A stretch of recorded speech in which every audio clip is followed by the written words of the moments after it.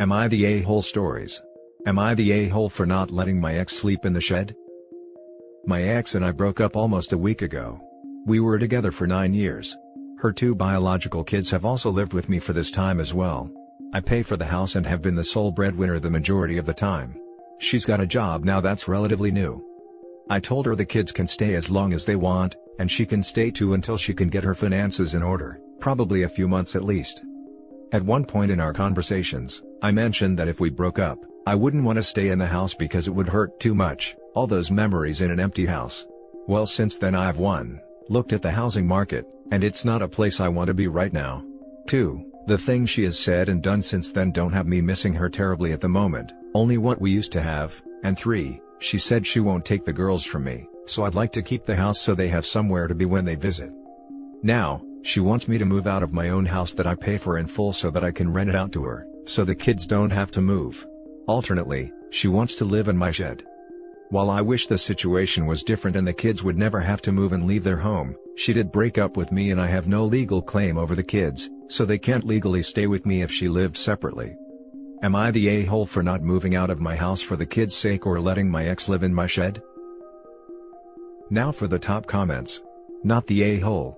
I'd get legal advice so she doesn't end up with your house. Is that a thing that is possible even if she isn't on the title, loan, and can't afford it? You don't want to chance it. Get a lawyer. An hour consult is cheaper than losing everything in a lawsuit. We don't know anything about where you live. There's common law marriage in some places which could give you problems since you were together so long. Not the a-hole also. Very true, thank you for that advice. Not the a-hole, but it is weird to have your ex in the shed. If she can afford to rent your house, she can afford a similar place nearby. That's true, she just doesn't want the kids to have to move and leave their rooms and home, which I get. But you're right, she could rent nearby and they wouldn't have to change schools or lose their friends. I think she plans to rent it on the cheap, free, and not at market rate. But also, really weird when you start dating again to have your ex in the shed. LOL, I know. I was thinking about that this morning. 'Cause I thought to myself, maybe I could take out a smaller loan and add an addition she could stay in that would offer her more space and a separate entrance and whatnot. But then I thought about the day when I have someone over and they hear her come in and I have to explain that. Now for the next story. Am I the a-hole for telling my soon-to-be ex-husband that he can't spend our money on his girlfriend? So, about a month and a half ago my 32 female husband, 37 male, texted me and told me he didn't know about us, then called later that night to say he wanted a divorce. That he wasn't happy. The very next day, he went to her, 23 female, house. And he's been there pretty much ever since. We have 3 kids, 12 male, 6 female, and 1 male. I've been a stay-at-home mom the last year and a half, to be with our youngest and because of COVID. So, this has left me scrambling, trying to wean our son, find childcare, and get a job. By myself. My ex is staying over an hour away with her.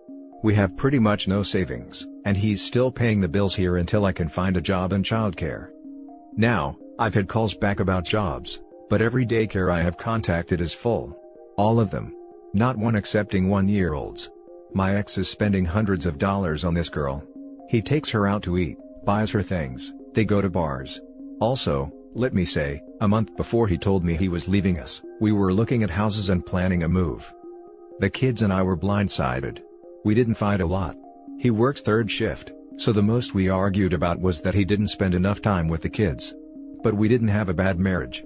I cooked, cleaned, took care of all childcare and household duties. I paid bills. He worked and slept. Anyway, I've been telling him not to spend our money on her. I need to be able to afford to get my son into daycare if I'm going to get a job. But now all he says is that it's his money, and I can get a job. Which I'm trying, and he's no help. I can't do anything without someone to watch my 1-year-old. But I've told him that it's our money until those papers are signed or until I can get a job. He's calling me a petty jealous a-hole, but I think he's the one being unreasonable. He practically abandoned our children. Only sees them because I lost it, because our children are having breakdowns and don't understand why he doesn't want to be with us. And was irritated I put them in therapy. Anyway, am I the a-hole for telling my ex that he can't spend our money on his new girlfriend until we're divorced or I have a job? Or am I just an entitled butt? Not the a-hole. Take bank statements from when you suspected this affair started and go see an attorney. Also bring a list of your household bills and estimated child care cost. Bring pay stubs from him too. The attorney will take it from there. Yeah, this. OP, stop worrying about your ex's feelings. Worry about keeping a roof over your kids' heads. Lawyer up. Clearly he doesn't care about her feelings. I'd like to see the update in a couple of months where he won't feel so good with his child, meaning his girlfriend. Not the a-hole, and you need a divorce attorney immediately. Don't delay another day, start looking right now. I've found one. I plan on calling Monday.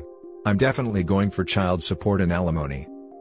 If you have the option, then I would call today, rather than wait the weekend. Honestly, you need someone ASAP. Very low chance you two are going to agree on how to spend money. Stop wasting your breath on this and get a lawyer. You can't afford not to get one. The lawyer can file for you to get support until the divorce is finalized.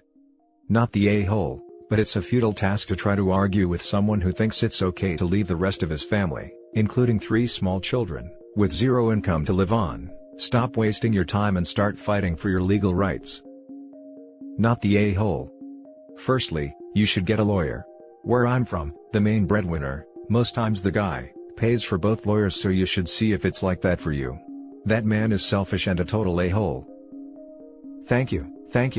Other people keep telling me how generous he is, that he's still paying the bills right now, and I feel like it's the least he can do. He's not helping me find childcare for his kids, and I honestly don't know what to do. Edit, I just wanted to say thank you to everyone. I'm doing some more shopping for lawyers and I'm going to look into other resources. I'm not going to listen to my ex anymore. I'm going to apply for low-rent housing and food stamps until I can get on my feet. He told me not to. It's so nice to hear that I'm not the a-hole. I feel like I'm in the right, but others have been telling me otherwise.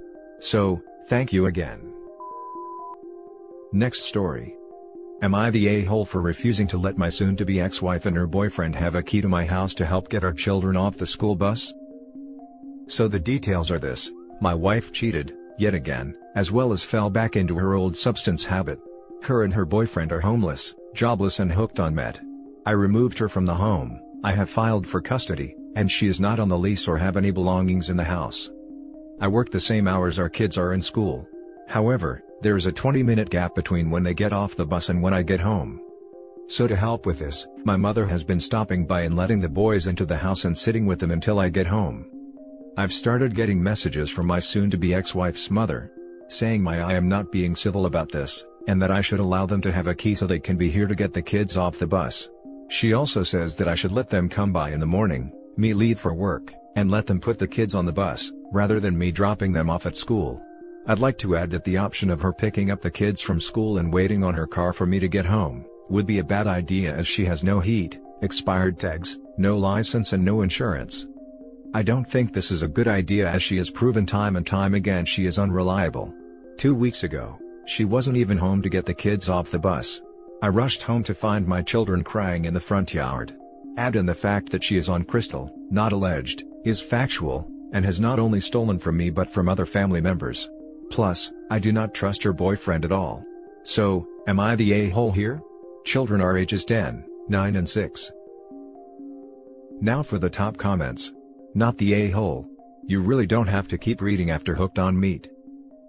Yeah, give them a key and say goodbye to your stuff, or hello to your new roommates. Exactly. Not the a-hole at all.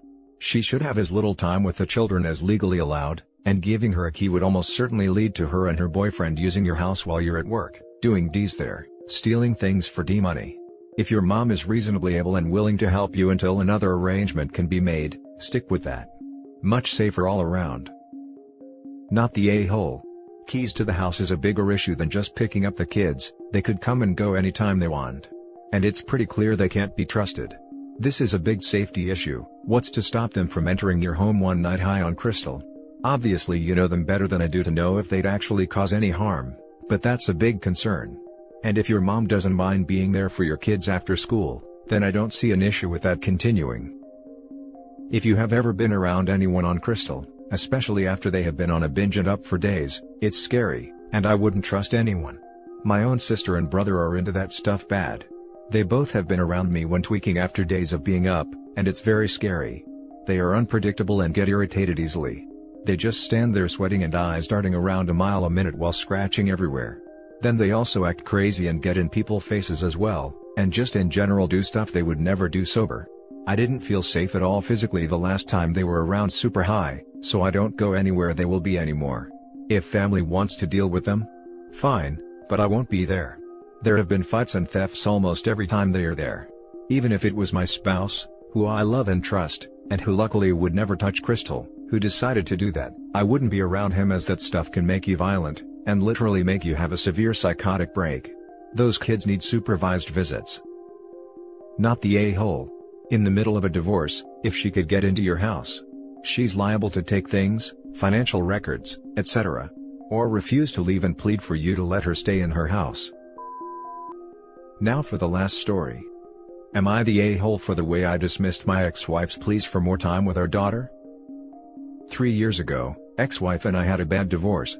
She was a bad wife, carried on an affair with some other younger guy for 2 years and gave me chlamydia, called me names, said I was stupid in front of her friends, etc. But I admit I was a bad husband too. Such is my inability to satisfy her emotionally, my quietness, lack of romantic spontaneousness, etc., which I own, and they are definitely flaws in myself I should have fixed. Anyway, custody of our 8-year-old daughter came to a 60-40 agreement in favor of myself. Recently, my ex would repeatedly ask to either get back with me, or to see our daughter more. My ex, one time on a phone call to me, said she knows she ruined our marriage, but she shouldn't see her daughter less because of it. She said she missed our daughter so much and wanted to see her more, and if I'd agree to appeal to change the terms of the custody deal to 50-50 contact. I declined. She would ask for more time with our child over and over again, and when I told her she'd need to communicate with her lawyer and make an appeal to court herself, she would say that she wanted my blessing because she loved me, and that she knows it didn't seem like it back then, but she really did love me and our daughter so much. Early February, I allowed my ex to help out at my place one evening since my mood was shot as I was laid off from work. I simply wanted to give my daughter dinner and figure out what to do the next day. My ex didn't take note of this, and yet again, she asked for more custody of our child and for us to be a couple again. She said it wasn't fair me taking the most of the parental work when I was just laid off and had no way to support our child. She then let what I feel are her true feelings about me known, when she called me a dummy for getting laid off, which seemed like a slip of the tongue, but I still heard and it stung. I said a flat-out no to her requests, yet again. I said what wasn't fair was her attitude towards me during our marriage, that led to me becoming a diseased unlovable clown with an STD. What wasn't fair was her calling me moronic in front of her friends. What wasn't fair was her criticizing me for being a horrible parent and partner, when she had her faults too. And for her mistakes, we'll never be together again or be a family again. I said she's got a lot of men to screw around with, and this time, she isn't married, so no extra stress of honoring vows, and that a 50-50 custody arrangement wouldn't be easy for her lifestyle. While all I've been thinking about is making sure our daughter was okay with school, being fed, and happy. I then told her to get serious for once, and to enjoy the time she has with our kid now. She started crying and said she maybe was right to divorce me, since I'm such an insensitive prick sometimes. Even her friends and family have apparently said as much about me after she told them of what I said. I simply see it as me laying my feelings out honestly. But am I the a-hole for this? Everyone sucks here. I have to point out that you've talked a lot about your grievances against her, and about her grievances against you, and not at all about what your daughter wants or what is best for her. Difficult as it is, put your own hurt feelings aside and make that your focus. OP got primary custody for a reason. She is trying to manipulate him into getting more, using her daughter as leverage. Not the a-hole. She sounds toxic. Wounds take time to heal. If you're not ready to agree to give her more time with your daughter, there's nothing wrong with that. The courts were in your favor for a reason, don't forget that. She made her own bed. No, they both sound toxic. He's placing his hurt feelings above his daughter's best interests. Yes, the courts obviously gave him more custody, but as long as she's not abusive to their daughter, which she clearly is not, as he actually stated that she is a great mother, she shouldn't be kept from her. I see this all the time with divorced couples who hold relationship resentment.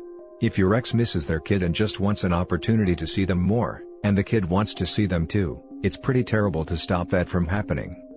Again, I understand he holds greater custody, so if he doesn't want to relinquish to 50-50, that is understandable. I get it. But letting her take her out for a movie or something, for example, on one of his days shouldn't be such an issue. Assuming the kid wants to go too, of course. Everyone sucks here. Sounds like neither one of you have been a good partner. It also sounds like you were punishing your ex for how she treated you and using your daughter for that, which is a major a-hole thing to do. Unless your wife treated your daughter badly, how she treated you shouldn't have any bearing on when she sees her, unless there was mistreatment. I understand why she would ask you first about changing the agreement, but honestly, she should just take it to the court.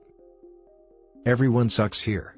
Your reasoning sounds entirely based on how messy your relationship is, and nothing to do with what is best for your child. You two can have a 50-50 arrangement and still not get together. You say her lifestyle is unsuitable for this arrangement, but you haven't said how. The biggest question here is, has her situation changed since your divorce to be one that's more suitable for a 50-50 arrangement? How old is your child? And depending on their age, what do they think? You and your ex sound like a toxic mess together, and from the sounds of things, it's a good thing you got divorced. But the lingering feelings from the divorce seem to be having a significant impact on your ability to co-parent, which isn't really fair on your child. And that's it for this video, guys. If you have thoughts to share, leave a comment below. Don't forget to hit like and subscribe if you like this content. I'll catch you in the next one. Good day, everyone.